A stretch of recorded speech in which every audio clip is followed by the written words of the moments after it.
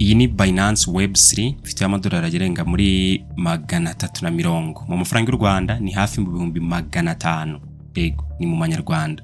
Igitangaje nuko yabonetse mu buryo butarimo gutradinga cyangwa se kuinvestinga nkuko bisanzwe, ahubwo ni uburyo bwo kuri blockchain aho ushobora kubona cryptocurrency uvunjamo amafaranga z'ubuntu byitwa ama airdrop. Muri mwanya rero nawe ngiye kukwereka uko ushobora gutsindira cyangwa se ubwo reka tubyite kuyakorera cyane cyane muri ibi bihe isoko rya cryptocurrency n'ahandi masoko y'imari atameze neza. Turi muri bear market ariko ntibiba birangiriye aho ngaho gusa, biba bigishoboka. Tudatinze rero reka turebe uko ibi byose bikorwa. Binance Web3 iboneka waba ukoresha mudasobwa hano nyine kuri web cyangwa se ukoresha telefone muri application ya Binance, noneho uraswitchinga yaba ari exchange cyangwa se wallet wigiraho. Guys, ugomba kuba uyifite kuko nyine innovation dushya tuze mu isoko kuri blockchain ni twinshi cyane, rero ugomba kugendana nabyo ukajya on chain. Birafasha kuko nyine izo opportunities zose ntabwo uzazigeraho mu gihe udafite iyo wallet. So bigenda bite rero? Hari ikintu nshaka kubereka. Abantu benshi bear market yaraje barihebye bati naraguze ibi ngibi byaramanutse, ariko on chain projects bazigikomeje, abaroncinga babagikomeje, abatanga amabonus babakibitanga gutyo ahubwo wowe icyo ububura ni ukumenya nyine uko biba bihagaze. Hano rero uri kuri Binance wenda bisanzwe, ushobora kuzana none ukabona hano Binance wallet, ariko no kuri mobile app ari nayo abenshi mukoresha, namwe ndabizi ko muba muyifite. Hano rero iyo umaze gukandaho mobile wallet you try settinga n'ibindi, iyo tuhageze dusanga ibintu bitandukanye, ama features anyuranye, gutradinga on chain, ama token batara launchinga n'ibindi byinshi. Naho abari mu bintu byinshi kuko nako twamaze kuhagera, ariko icyo nshaka nyamuneka nawe ujyaho kuri telefone wihita ubibona mu notification tuba tuzaho buri kanya. Yego, ni iki kintu cyitwa Alpha, Binance Alpha. Ushobora kwibaza uti rero Binance Alpha ni iki? Reka dukoreshe igisobanuro kuko yaduhaye Binance Alpha, ariko muri Werurwe 2025 ubwo nyine navuga ko hashize umwaka barayizamuye, upgradinze ku buryo noneho ushobora gukoresha features ubundi zabonekaga ku muntu ukoresha Web3, ariko mu gihe uri gukoresha iyi exchange ya Binance bisanzwe nawe izo features ukaba wazikoresha, ngo harimo gutradinga ama coin ari on chain. Hano guys, abantu mukoresha Binance mwarabibonye ko ushobora kugura twa token navuga tutaranaba listed mu buryo buri official kuri Binance. Ibi biri gukunda rero bigizwemo uruhare n'iki? Bigizwemo uruhare n'iyi Binance Alpha, ujye nyine ukabona ari project. Izi ari project rero ushobora kubizi cyangwa se utabizi, gusa hari n'ubu ufite amakuru ariko abifite amakuru adahagije. Ikintu gihari nyine ari nacyo ngira ngo duproving ukirebe, ifite ibintu byinshi, direct access byinshi cyane, ari discovery, ukabona ama project ngo abantu ngo utunungu tutarajya ku isoko bakajya kuri za Mexico na hehe, high growth trending tokens zifite nyine growth potential zitaraba listed ahantu henshi cyane. Binance yazanye iyo innovation trading mechanics byinshi. Noneho dore rero aho ruzingiye, niba ushaka gukorera amafaranga y'ubuntu utagiye ngo ukora ama technical analysis n'ibindi, hari kitwa Binance Alpha Points. Hano no kuvuga buri gikorwa cyose ukoze, yaba ari ukugura, kugurisha, gutransfera, hano kuri muri iyi Binance Alpha ecosystem bakugenera amanota, hari izo nyine points. Abayuzazi bashobora wenda guholdinga token, kuzicuruza, which are used for airdrops. Guys, airdrop ni ikintu gikomeye cyane. Hari ama airdrop rabo ko wabona igihumbi, 2000 bingahe, 10 na bingahe. Actually nanjye byambayeho, wenda nta bibabwira gutyo, hari abantu babumva ari nk'ibitangaza, ariko guys biraba cyane. Hari ibintu by'ama urabona dufite ama ERS kuri Ethereum, hari n'ama BRs zino zari zubakiye kuri Bitcoin. Yego, so icyo gihe zari zigizweho cyane, nanjye narazitradinze, ngiye kubona mbona nguye kuri 2k z'idolari. Ntago ari ibintu nyine biba byose cyase biri random, ari abantu benshi byagira byabaho, ariko hano kuri blockchain byose bigira gute, birashoboka. So ntago biba bikostinga cyane, ufite umwanya ushobora gufaminga aya ma airdrop. Ntago kuvuga ngo trading for profit oya, ahubwo ushobora kugura token ugahita uyigurisha, icyo gihe nyine trade ibibazwe. Ntago ari ngo uyiholding umunsi wose amasanga yawe, just nukongera ama points. Ibyo nibyo byitwa gufaminga airdrop. Ushobora kutabona ibyo bihumbi birenda nabonye, cyangwa se abandi babona muri 10 na bingahe, cyangwa se ngurye twabonye aya madolari magana ngahe, nayo ndakubwira uburyo nayabonyemo hanyuma tubirebe. Ariko guys, niyo wabona idolari rimwe riruta 0, niyo wabona 5, 10, 20 ingahe, so bikunze kuba cyane, bye bikunze kuba bitewe nuko akenshi nyine mba ngenda farminga gake gake. Ikindi nanone ushobora gufarminga uyu munsi cyangwa se uku kwezi, ariko iyo airdrop ntuyibone muri icyo gihe wowe wari witeze. Ushobora gufarminga muri uku kwa gatatu cyangwa kwa kane, ukazabona airdrop nko mu kwa 10 nyuma y'amezi menshi, cyangwa even na nyuma y'umwaka umwe cyangwa 2. Kubera iki? Hano abariho long term project, ari nabyo byiza. Project nyiri bifite growth potential iri hejuru cyane. So noneho iyi Binance Alpha 2.0 nyine niyo bazanye, niyo ikombininze ibi byose. Kuyigeraho ni gute rero? Icyo tubonye nuko bisaba kuinteractinga nayo ecosystem yayo, noneho ukagira iki, ayo ma points ntabwo ushobora kuya transfera cyangwa se ngo uyagure oya, ahubwo niyo waba ufite amafaranga angana gute wenda kuri Binance yawe account, nudakora interaction n'iyi Binance Alpha, ayo ma point ntabwo azaza. Actually kuri exchange hano bisanzwe, exchange bisanzwe, naho hagiye hariho ama airdrop. Gatrebe actually ni hano. So uraza noneho hano kuri campaign urabona iyi ngiyi ni guys, reba hano, iyi ni Binance isanzwe, nta nubwo ari web3. Uraza hano notification, ariko kuri app akenshi bwo ugenda ubibona, gusa nawe nujya hano mu ma notification uraza gukanda hano kuri iyi campaign, noneho urebe campaign zihari. Akenshi bari ama bonus, ama airdrop gutyo. So abari ibintu byiza cyane.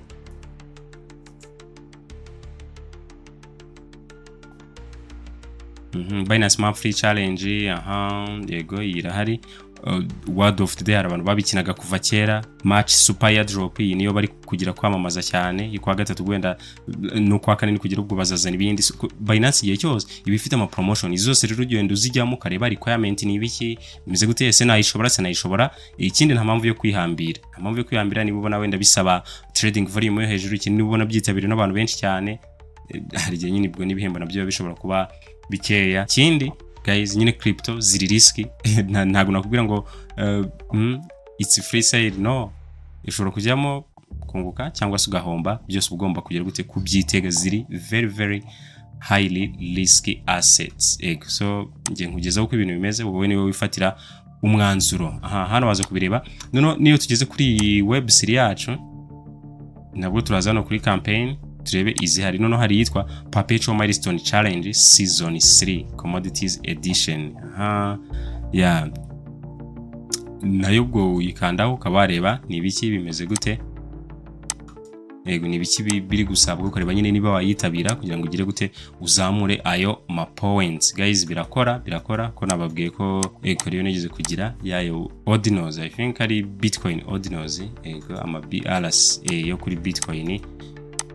N'utundi nyine tugenda tuza gake wenda umuntu ntatubare n'ibindi. So iyi token yacu rero yitwa Liva niyo bampayeho ama airdrop. Ngiye kwereka uburyo basita. Hano dufite amadolari 340 ingahe, ni hafi mu bihumbi 500 by'amanyarwanda gutyo, cyangwa kwegera hejuru gatoya, cyangwa hafi. So hano rero baduhaye kuri iyi token yitwa Liva.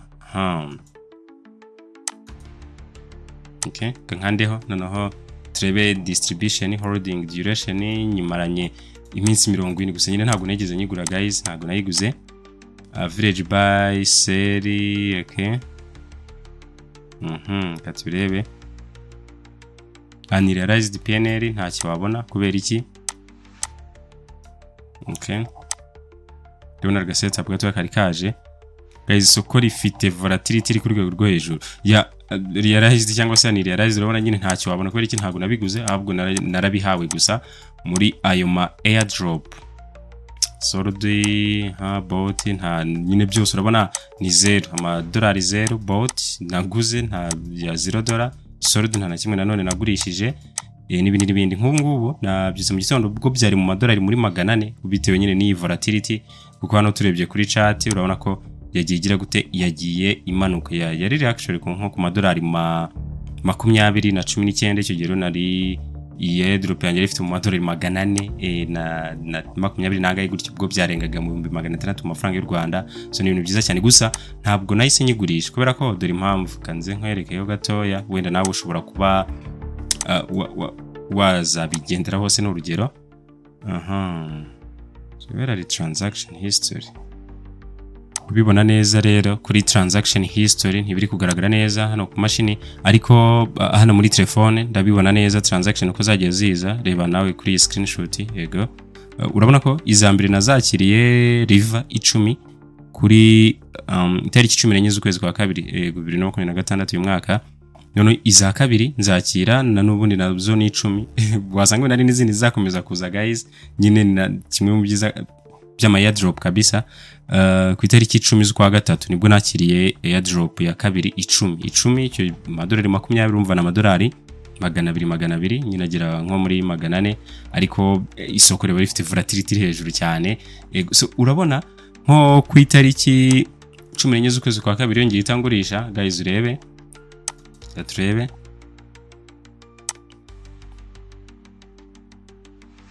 ya 14 z'ukwa kabiri urabona ko yari munsi y'amadolari 10 yabwo nyine yari kiri hasi cyane kari kakiri hasi rero rige n'undi ubona ka airdrop kari mu madolari wenda 40 ukabahita ukagurisha icyo gihe nyine ubwo niyo ubukuyemo gusa ariko urabona nk'iyo utegereje ukareba se iyo project biraza kugenda gute ko ari gihe iba launched gutya nko kuri Binance Alpha noneho igakomeza igenda irushaho kuzamuka gutyo ka turebe okay urukuna nka all time hano yageze ku madolari muri za 80 gusa icyo gihe twari tutarayigira ni ukuvuga ko rero iyi nayo ishobora kuba ari project nziza ya gusa nyine habayeho kugira gutegereza nta mpamvu yo gushyira guzwe gita tugurisha twari kugurisha mu madolari 50 ingahe ariko yavuyemo 300 so icyo ngiye gukora rero nta kindi ngiye gutakinga profit no kuyigurishiriza on chain biradusaba kuba dufite utubnb dukeya kugira ngo dukoreshe as network fee cyangwa se gas fee muri trading guys ubwo navuga ko ari nk'ikibi cyo kuri ama web3 cyangwa se ama web3 wallet nuko buri transaction yose yewe no kwemeza ikintu runaka nyine nko gusinya niko nabyita bisaba fee ariko nk'ibiri kuri BNB bwo nta kibazo wagira bari make cyane ikibazo wenda wakigira ari nka Ethereum abari menshi cyane network fee ibiri hejuru hano rero ngira ngo nkuko ubibona turiho tura exchanging turiho tura swapping liver turi kuyishyira mu ma BNB tugiye kubivunjamo ama BNB ya 0.45 birabaye hano urabona ko ndi nakoresha telefone mobile ariko no kuri web naho hari hose byakunda just nahise nkoresha telefone na byo nabi screen recordinze urabona ama message ari kwisukira nyine ko yamaze kugera muri Binance account yacu byatunganye kabisa icyo nakwibutsa nyine igihe cyose niba ukoreye amafaranga niba ukoze trade nyamuneka ibukenye ufate profit kuno nudafata profit ntabwo ari yawe amafaranga ntabwo uzabayakoreye rino mpamvu aba traders benshi usanga arabahombyi impamvu niki ni wa mururumbo atari kubishobora kwiyongera gutyo so urumva actually nabibonaga biri muri magana nishaka kugira kugurisha ariko navuze nti ntabwo nari kugurisha nyamuneka ntaberetse iyo tutorial yuko ibiri kuba ibishoboka naho ukabafatira inspiration ubwo amadolari muri 60 yenda yagabanutseho nta bidanje nawe rero yaba ari airdrop yaba ari trade nyamuneka ibyo wibuka nyine gufata aga profit hano kuri web yacu urabona no mu transaction history cyagiye nta kintu cyari kirimo ariko kuri ngubu urabibona na swapping riva iyo zose amadolari muri 333 kuri iki giciro iminota itambutse ni ngiyi none guys nta mpamvu nyine niba wahawe yo kugurisha byose nongeye nda swappinga amadolari 30 aya rero hagira ikivamo cyase yahomba ikagera kuri 0 burundu. I don't care. Cyambere yanjye namaze kuyakuramo ya profit yanjye nayibonye. Ubwo rero nawe nakubwira iki nuko nguko bigenda. So rero nawe niba ushaka ku explore hano hantu bari trending, smart money, social hype, alpha. Ushobora kuza nyine ukaza hano alpha ukareba ni ibiki bihari. Gutyo bikiri gusambuka gusa nyine guys babiri risky ntawe nagerira inama yo gushora muri crypto udashobora kwihanganira inyungu zibamo ndetse n'ibihombo bibamo. Ushobora kubona inyungu iri hejuru cyane cyangwa nakita y'umurengera kimwe niko nanone ushobora guhomba nanone bikabije cyane cyangwa se by'umurengera. Tokenized securities hari ibintu byinshi cyane waze kureba by'umwihariko hano kuri campaign ukareba booster biriho birakora gute ibintu nk'ibyo ukagenda we explore ibintu bitandukanye. Ibyo bizagufasha kugenda muri bear market kukitonda ukirinda ibintu bimwe na bimwe abantu ngo mu farming utuntu two kuri telefone utuntu biba bigoranye cyane ngo tuzagere ku isoko. Ariko niba byajyana kuri Binance Alpha haba hari amahirwe nubwo bitari granted 100% ko nyine icyo kintu cyazaba listed kuri main exchange. Hano buri kintu cyose buri project hano ubonye kubera ko ngari Binance Alpha gusa ntabwo ukwiye guhita wizera ngo byanze bikunze uzayibona no kuri nyine zaba listed kuri main exchange iriya decentralized exchange tuzi apana iyi web3 kuko niho haba ari trading volume iri hejuru cyane. Urabizi ko iyo token hagiye cyangwa se coin ihita itumbagira gusa nyine ntubyizere. Ikindi crypto ni nini uharanira guhora uyimenyaho ibintu byinshi cyane bitandukanye. Naka nako ntekereza ko ari akingenzi mwari mukwiye kukamenya. Ikindi hari abantu bambaje kubigendanye na P2P merchant application hari video nageze gukoraho ariko ndacyabakorera irindi tohoza abantu base byunguka nyine bite ku buryo apart from trading nabishobora kuba wagira gute wabigerageza. Natwe mpamvu tuba turi hano no kubasangiza opportunity yose ishoboka tubona yabagirira umumaro mu gisata gihora gihinduka buri munsi kandi kiri complicated cyane cya cryptocurrency. Tugerageza uko dushoboye. Niba akagantu kagufashije hari icyo gakunguye cyangwa se ugize ikibazo wasobanuza kimwe nuko wenda ushobora kufite igitekerezo cy'ibyo cya topic cyangwa ikindi kintu nazakubwiraho kigendanye n'iki gisata cy'imari by'umwihariko nyine cryptocurrency nazakugezaho mu biganiro bitaha. Nyamuneka wakandika muri comment. Ntibisanzwe cyo nitwa Mr Buddha. Imana ibahezagire.